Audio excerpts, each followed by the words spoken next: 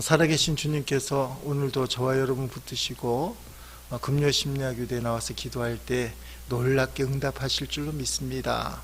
하나님은 살아계시기 때문에 기도하면 응답받는다.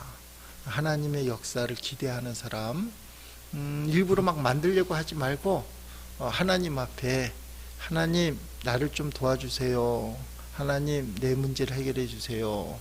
그 속에 진심이 담기면 하나님이 역사하십니다. 시간이 흐를수록 기독교의 복음이 많이 퇴색이 되는 것을 보게 됩니다. 복음의 핵심이 뭡니까? 예수 그리스도 하나님의 아들께서 십자가에 달려 죽으심으로 우리를 구원하셨다. 그래서 믿음 생활이라는 것은 복음의 핵심을 딱 붙드는 것인데, 십자가에 달리신 예수 그리스도 그것만 우리가 붙들면 됩니다. 그런데 문제가 있어요. 십자가 달리신 예수 그리스도 그 구원의 감격이 충만하기 위해서는 손에 뭔가 탁 잡히는 게 있어야 돼요. 따라합시다. 부활하신 주님. 사람들이 십자가에 달리신 예수 그리스도를 분명히 신앙 고백하면서도 그럼에도 불구하고 왜 신앙이 타락하고 또 열심을 못 내느냐. 부활하신 주님, 다른 말로 표현하면 살아계신 예수 그리스도가 지금 우리와 함께 하신다를 못 느끼는 거예요. 그러니까 자꾸 살아계신 예수 그리스도를 느껴보려고 애를 쓰는 겁니다. 그래서 찬양도 옥수로 시게 부르고 뭔가 이렇게 퍼포먼스도 하고. 근데 제가 요새 느끼는 게 뭐냐면, 우리가 자그마한 몸짓을 할지라도 그 속에 진심이 담기면 신앙은 역사가 일어난다. 그래서 우리가 자그마한 목소리로 찬양할지라도 때로는 주님 앞에 뭔가 크게 큰일을 하지 않더라도 진심이 담기면 살아계신 주님이 역사하신다. 핵심은 십자가의 구원의 확신은 누구나 갖고 있는데, 살아계신 주님에 대한 어떤 감동, 그게 약해요. 그러다 보니까 사람들이 십자가의 복음 외에 다른 것들을 통해서 만족하려고 한다는 말씀입니다. 신앙의 핵심은 예수 그리스도의 십자가인데, 그것을 날마다 현실화, 실제로 느끼는 게 뭐냐? 살아계신 주님을 느끼는 거예요. 근데 이 역할을 누가 합니까? 성령께서 하신다는 거예요. 예수님이 하늘로 올라가시면서 보혜사 성령 이 땅에 보내시고, 성령님이 우리에게 예수님을 느끼게 해주셔요.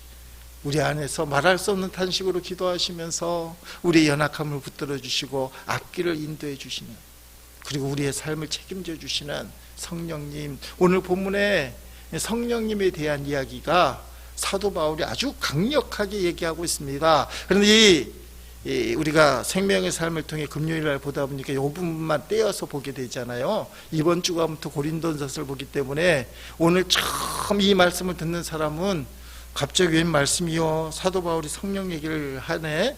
이렇게 얘기하지만 흐름이 있어요. 왜 성령 이야기를 하기로 시작했느냐?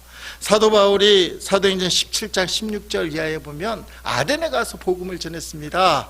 철학의 도시예요. 세상에서 제일 똑똑한 사람들이 모여있는 아데네 가서 그 수많은 철학과 수많은 종교심을 가진 사람들이 여러 신들을 얘기하는데 특이한 신이 있어요. 알지 못하는 신이라. 혹시 신들 중에 빼먹을까봐 이 사람들이 알지 못하는 신이라. 그러니까 바울이 똑똑하잖아요. 가말리엘 문화의 똑똑한 천재.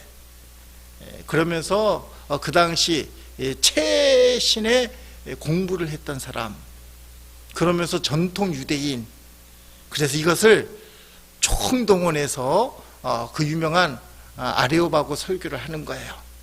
근데 열매가 별로 없어요. 다른 지역에서 전도할 때보다 열매가 없어요. 사도행전 설교할 때 그나마 그래도 의미가 있다 이렇게 얘기했지만, 많은 사람들이 사도 바울의 아덴 설교는 열매가 없었다. 그 다음에 사도 바울이 어디로 갔냐면 고린도로 옮겨가요. 그러니까 고린도에 갔을 때 바울이 어떤 결단을 하게 되면, 고린도전서 1장 18절 말씀이 핵심이에요. 십자가의 도가 멸망하는 자들에게 미련한 것이요 구원을 받는 우리에게 하나님의 능력이라. 아덴에서 인간의 지혜를 동원해서 설명을 하려고 했어. 내가 똑똑하니까 내 말 좀 들으시오. 안 되는 거예요. 그래갖고 고린도에 가서는 뭐만 하기로 했냐면 십자가만. 근데 문제가 생겼어요. 사도 바울이 고린도에서 십자가만 전하고 떠난 다음에 아볼로가 이대 담임 목사로 왔는데, 아볼로가 우리가 알다시피 말을 기가 막히게 하는 사람이에요. 설교를 기가 막히게 해요. 근데 여러분, 바울이 배운 만큼 배운 사람이고 철학도 꿰뚫고 정통 유대인이라 말을 잘하려고 작정하면 할 수 있었을 거예요. 근데 아덴에서의 계기 때문에 예수 그리스도 십자가, 강단에만 서면 예수 그리스도 십자가, 십자가, 십자가. 그 고린도 교회 성도들이 무슨 생각을 했냐면, 한두 번이지 저 바울 목사님은 강단에 서기만 하면 십자가, 십자가. 근데 그 목사님이 떠났어요. 아볼로 목사님이 오는데 기가 막히게 설교를 하는 거예요. 청산유수로 쟁반에 옥구슬이 굴러가듯이. 곽선희 목사님 설교를 옛날에 한참 유행할 때 표현이 그렇게 했어요. 쟁반에 옥구슬이 흘러가는 설교다. 막힘이 없이 얼마나 잘 굴러가는지. 그래갖고 고린도 교회 1장에 보면, 고린도 1장에 보면 교회가 갈라져요.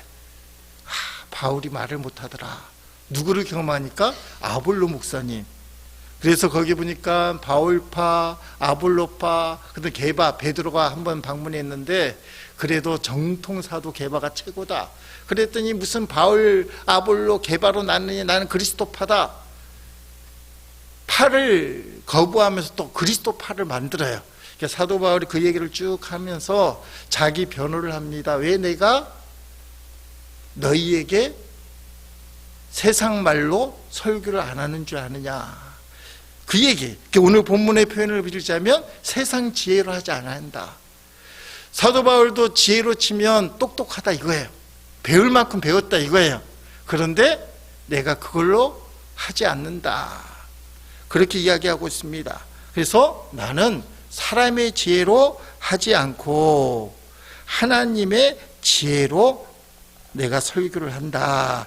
그게 이제 13절 말씀이에요. 우리가 이것을 말하거니와 사람의 지혜가 가르친 말로 아니하고 오직 성령께서 가르치신 것으로 하니 영적인은 영적인 것으로 분별하니라.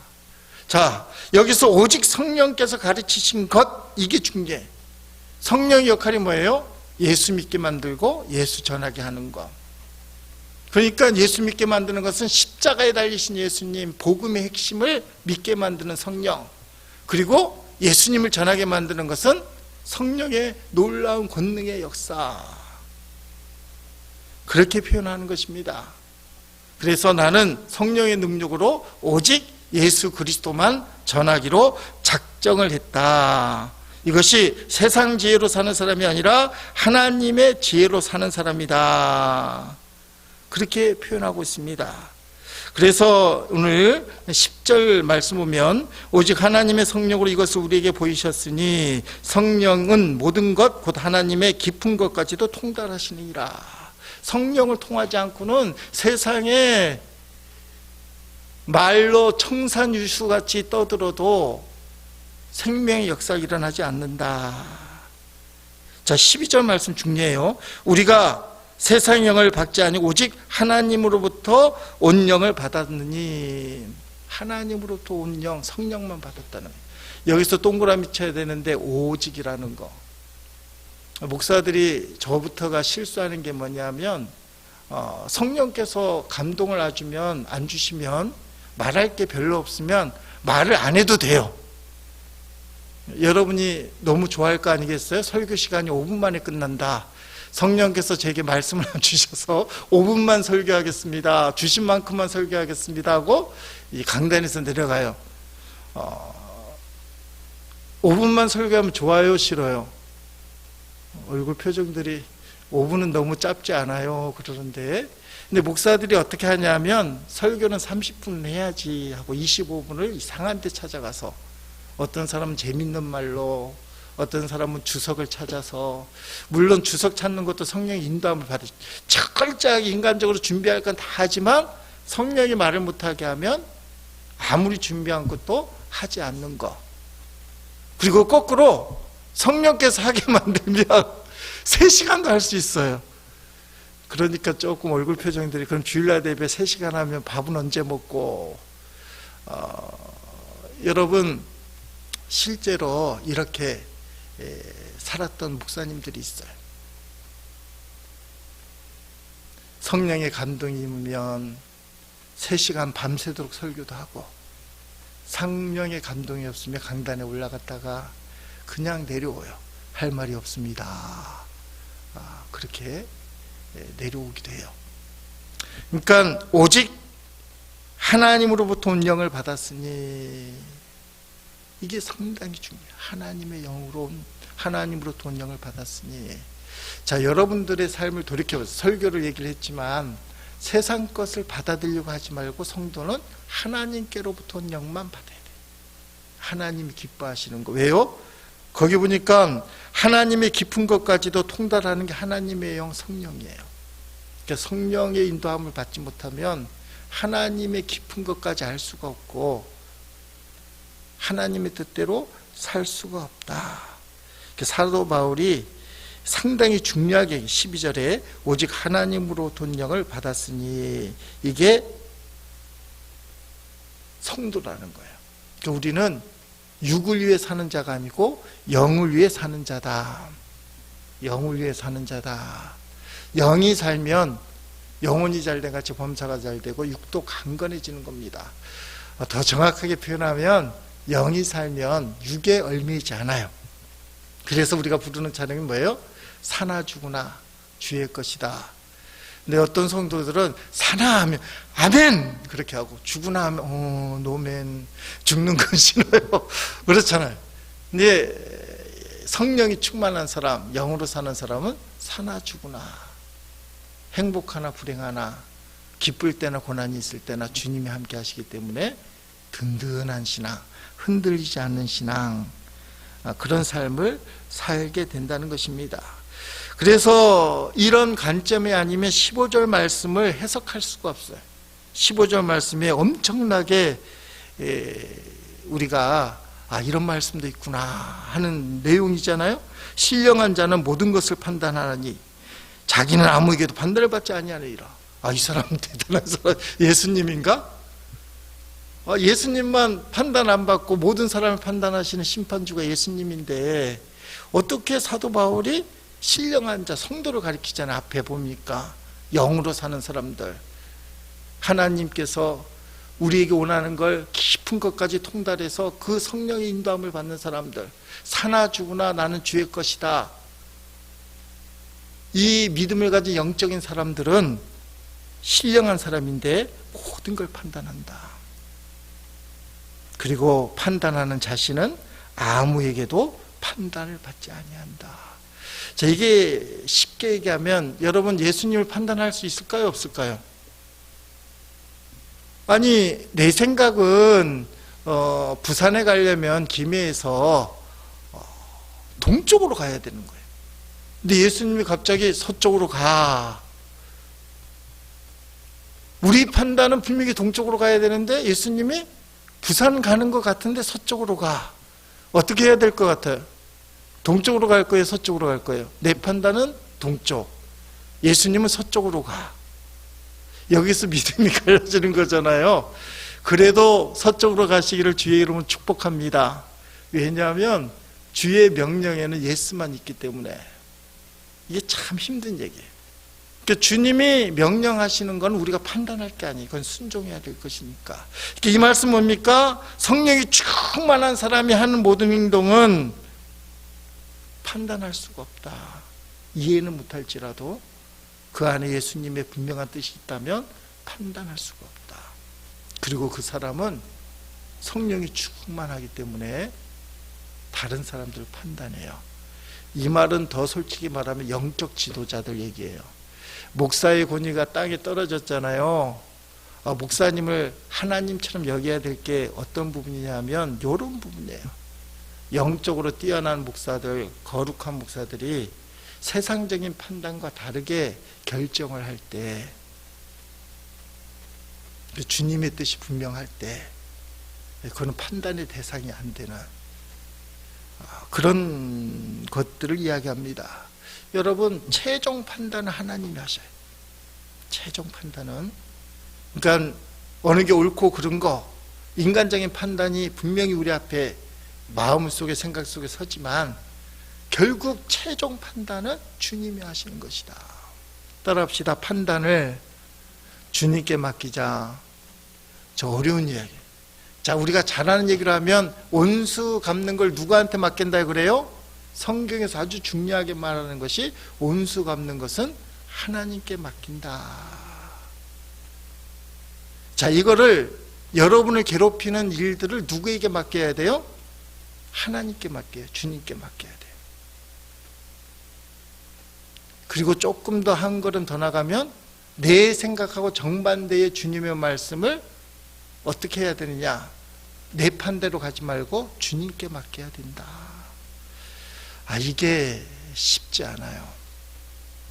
제가 오늘 아침에 오니까 큰 청소차가 쓰레기를, 배출한 쓰레기를 다 싣고 가잖아요.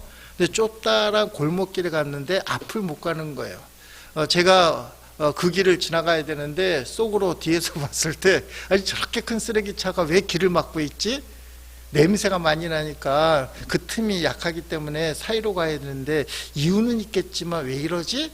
그랬더니 그 앞에 갔더니 어떤 차가 주차를 해놨는데 쓰레기차만 못 지나갈 만큼 해놨어요. 그러니까 봉고차까지는 지나갈 만큼 틈을 줬는데 쓰레기차가 커버리잖아요. 그래갖고 이 사람들이 난리가 난 거예요. 일을 해야 되니까. 그래서 옆에 있던 보조하시는 분이 전화를 걸더니 이 차 주인이 이곳에 안 산대. 그렇게 그랬더니 운전하는 사람이 막 쌍욕을 하더니, 그리고 저는 안 보고 갔어요. 어떻게 해야 돼요? 빠꾸로 해갖고 나와갖고 돌아서 다시 빠꾸에서 들어와서 그거 쓰레기 다 치우고 가야 되는 거예요. 가만히 보니까 아무리 성질이 나도 그 불법 주차한 사람이 뭐라고 그래요? 나 거기 안 살아 했더니 방법이 없어. 성질만 내봤자 자기만 괴로워. 제가 그 쓰레기차 운전하는 사람일지라도 어쩔 수가 없어요. 뒤로 빡빡하고 앞으로 간 다음에 다시 뒤로 쭉 뺀 다음에 쓰레기를 다 치우고 가야 돼요. 괴로워도. 불법 주차한 그 사람 때문에 앞으로 못 가는 건 현실인데 방법이 없는 거예요. 성질 막 부려봤자 자기한테만 괴로운 거예요. 시간 내 빨리 일은 처리해야 되고. 가만히 보니까 하기 싫어도 어쩔 수 없이 감당해야 되는 게 있어요. 여러분, 신앙생활에 보면 그런 게 있다는 거예요. 내 판단은 아닌 것 같은데 주의 뜻이 분명할 때 내 거 내려놓는 훈련, 이게 참 힘든 것입니다. 그래서 16절 말씀 이렇게, 누가 주의 마음을 알아서 주를 가르치겠느냐. 주님이 왜 너희가 전진하고 싶은데 전진하지 못하도록 그 불법 주차가 다 가로막고 있느냐.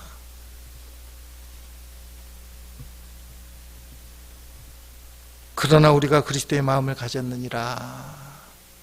주의 뜻이면 그것을 받아들일 수 있는 마음.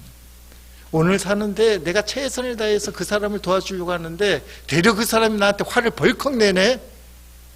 아니, 도와주려는 사람한테 화를 내면 어떡해. 성질이 벌떡 나요. 그래서 어떤 생각을 해요? 에이, 때려치자. 이게 함정이라는 거예요. 따라합시다. 주의 뜻이 있겠지.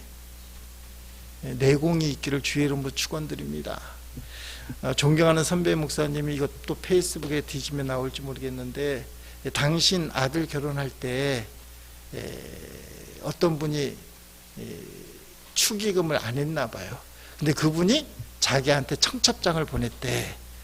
이분이 좀 성질이 나서 나한테는 축의금도 안 했다가 자기 딸 결혼식 할 때 오라는 거잖아요. 그래갖고 온수를 갚는다고 지인들 축의금 2개를 들고 교인 10명을 태우고 신방 가는 길에 그 결혼식에 참여해서 실컷 음식을 먹었대요. 그러니까 내용을 살펴보니까 축임금 3인분 내고 11명이 음식을 엄청나게 먹었다.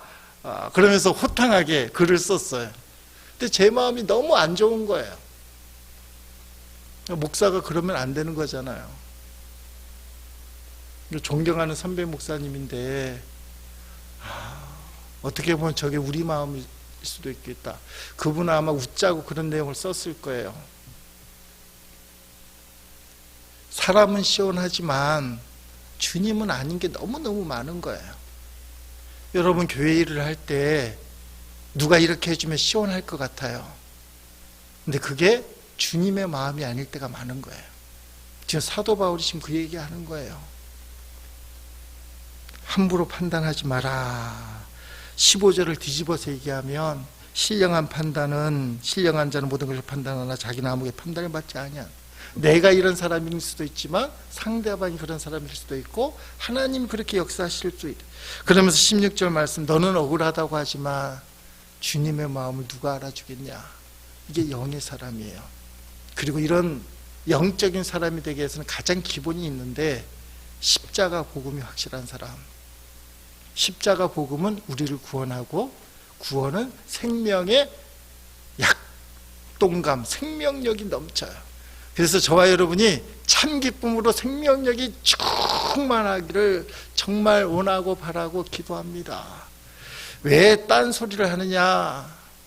설교 시간에 막 자료를 찾고 예화를 막 들여와서 왜 딴 이야기를 하느냐. 가만히 보니까 생명의 역사가 없기 때문에 그거를 말로 채우려고 막 하는 거예요. 제가 그랬다는 거예요. 말로 채워갖고 사람들에게 감동을 주고 결단을 시켜서 믿음 생활 잘하게 만들어야지. 누가 잘하게 만든다고 생각해요?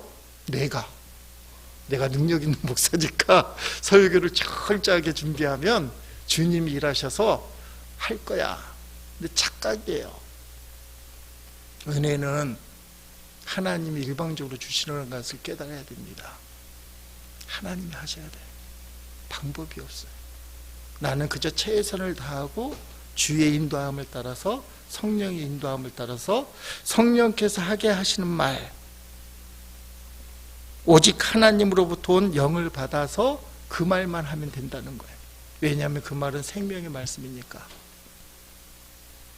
그러면 생명의 말씀을 들은 사람, 그러면 십자가의 그 구원의 감격이 막 가슴에 이제 막 약동되는 거예요. 막 생명력이 넘치고.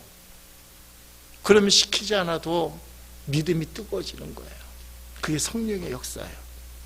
우리가 지금 그걸 놓치고 있다는 거예요.